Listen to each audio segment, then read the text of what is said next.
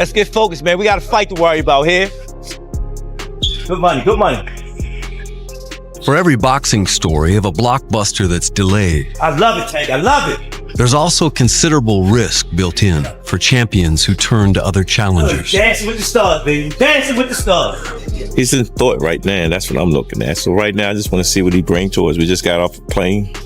You know, a lot of work yesterday from the interviews and stuff, so I want to see how he react. 2 sparring partners, and rounds is unknown. All right, y'all. Let's go. Bang! When they watch us in here working, they saying we going bang, bang, bang, bang, bang. There you go. Good. There you go. When he get in that ring, he's on a mission. Because he understands that he got to put his pants on, training wheels going. You got what you asked for. Let's get it now. Slow it down. We're only 4 weeks away from one of the most anticipated boxing events of the year, Jake Paul versus Gervonta "Tank" Davis. And the tension within Tank's camp is rising to an all-time high. This way, it's still engaging, but in your own words. Feel free to provide more and I can keep making adjustments. Oh, good rim, good rim. I like the way y'all jump right back in it. That's right. Make them jokers move. Make them jokers move. Oh, I love what I hear. Y'all making them sing. For most of Davis's celebrated career, Ford and other trusted advisors remained in control. But now, those in camp can sense a shift in command. Make them jokers move. As the fighter himself begins to oversee everything, while aiming at the destiny he alone must fulfill. There you go. I go with that. Give it up for him, y'all. Word around the gym is that Davis is taking this fight dead serious. No jokes, no distractions, no social media antics. He's treating Jake Paul like a genuine world-level opponent. And here's where it gets interesting. Reports suggest Tank's been sparring with heavyweights. That's right, full-size bruisers brought in to push his power, stamina, and toughness to the limit. Because at this point, Jake Paul isn't just a YouTuber looking for views. He's got real size, real punching power, and the kind of confidence that can't be faked.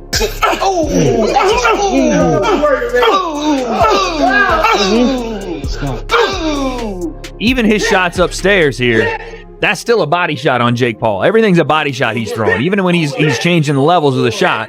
That's a body shot, that's a body shot, that's a body. And Team Davis definitely isn't taking chances. Recent clips and insider reports show Tank pushing himself to new extremes, ditching light drills for raw power sessions. We're talking heavy lifting, relentless sparring, and non-stop conditioning work. The mission? Build a body that can take damage while keeping that trademark explosive speed. Watch it, I see a guy that's targeting the body, and it's the best thing that Tank could do for this fight. I mean, trying to go headshot for headshot with Jake Paul when he's probably Jake's 7 inches taller. A fighter who usually competes at 135 pounds is now moving up to a 195-pound limit, and they'll be doing it under 12-ounce gloves. So you're going to have to be able to land shots right there on the waistline, and it's probably the best idea if you actually want to knock Jake out in this fight, if you actually want a game plan, because again, it's an exhibition, but if you want a game plan to get him out of there, you have to. That's a massive 60-pound leap into uncharted territory. Fans are hyped by the bold move. But analysts are warning it could come at a price.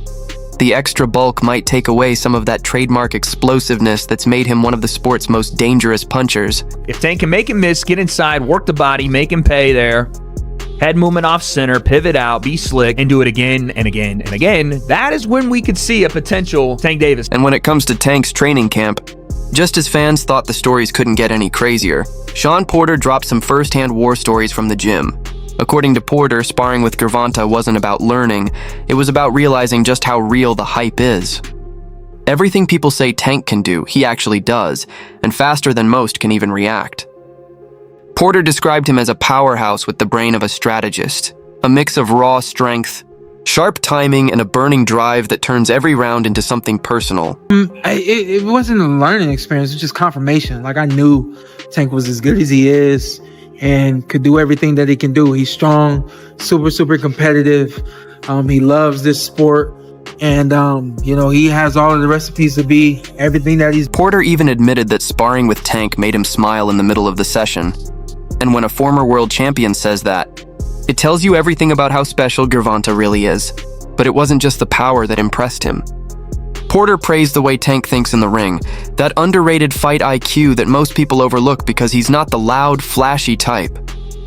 Once the bell rings, he turns into a data machine, studying every movement, adapting with precision, and dismantling opponents piece by piece. Porter summed it up perfectly. Tank might start slow, but once that switch flips, there's no stopping him. Explosive with power. It just goes on and on and on. I saw all that right live in action with him. And the funny thing was, because of our size differential and because I was at the end of my camp, to me, it was just, let me get in here and get these rounds in. But along the way, my heart was smiling. I'm like, yep, he's everything I thought he was. You could practically hear Porter saying, good luck trying to outthink that. It's like stepping into a chess match with the guy who built the board. And right after Porter's confession, smiling through the punishment of sparring Tank, analyst Wade Plemons comes through like a boxing scientist with the data to back it all up. Wade notes how quiet Jake's camp has been, almost like they've locked everything down tight. But that one clip featuring Ray Ford, it speaks volumes.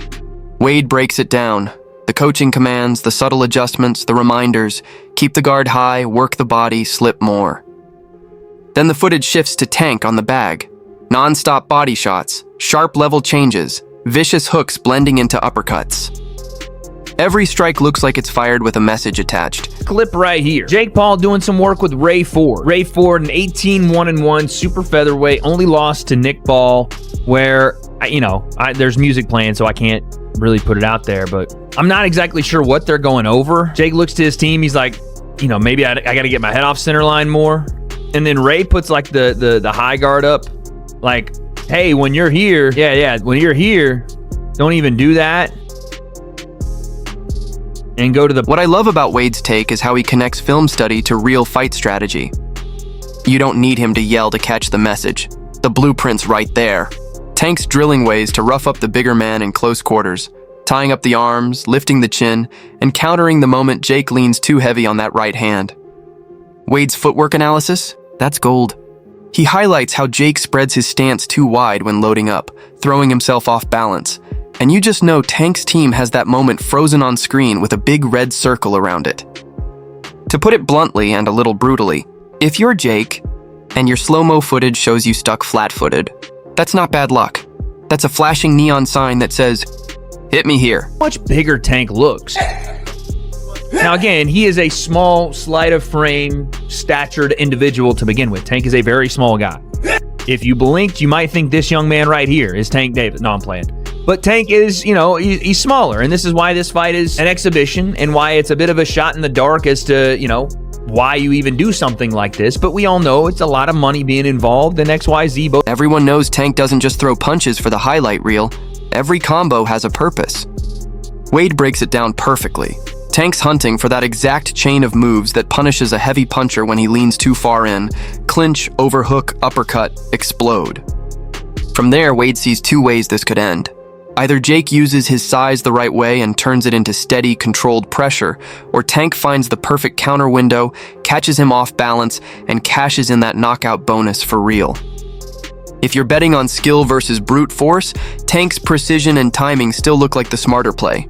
But Wade keeps it real, so in this game, anything can happen. That's what makes it beautiful.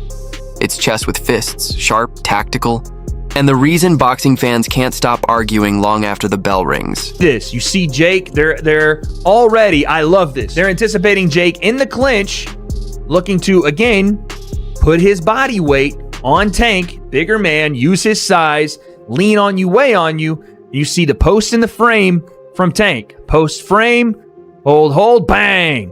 Lead hand up. And just when Wade Plemons had everyone talking, Lamont Roach Sr. steps in and lights up the room with his own take. The man basically said, yeah, Tank's done, and we're the reason why. It wasn't just a mic drop. It was a whole press conference turned power move.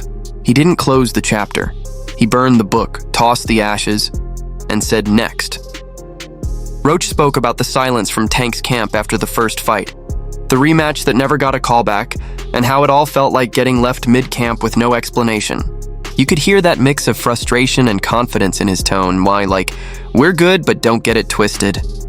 The way he delivered it, Calm, collected, no showboating, just pure conviction.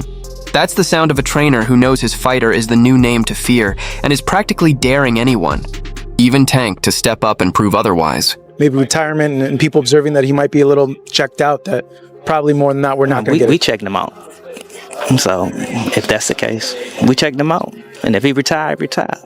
You know, wish him the best in his retired life. So I don't think we get it, being realistic. But if we do, we'll see. We're not focused. Let's be honest. When Roach Sr. revealed they were scheduled to fight in June, then August, only to find out Tank pulled out through social media like everyone else, I couldn't believe it. That's wild. Imagine grinding through sparring, prepping for a career-defining showdown, and then boom, you get the update from Instagram, not your promoter.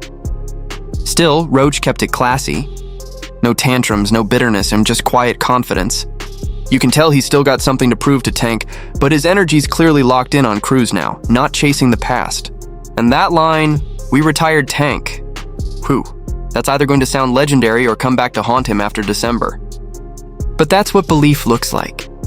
Roach is moving like a man who's already on his next chapter, while Tank's somewhere relaxing, reading the old one. If you had a chance to just run into him, what would you tell him? I got no words for Tank, to be honest with you. That ship sailed. Tank doing him, we doing us. It's nothing for me to talk. Like, he would listen anyway. So Tank dances to his own drum and music. So we not worried about him, not worried speaking to him, not worried about him speaking to me. What made it even better was how Roach Sr. carried himself, not like a promoter trying to hype pay-per-views, but like someone who's already past the noise. You could hear it in his voice, calm, steady, that quiet confidence of a man who's seen every trick in the business and still came out unbothered. It was pure "we don't chase, we replace" energy, and honestly, you've got to respect that. He basically said, if Tank's done, no problem, we'll keep the show moving. Cold, but clean. No insults, no bitterness, just reality spoken with conviction. Roach knows this upcoming fight with Pitbull Cruz isn't just another date on the calendar.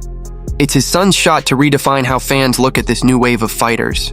And if they actually pull it off at 140, that "we retired Tank" line won't sound like a jab anymore. It'll sound like a prophecy fulfilled.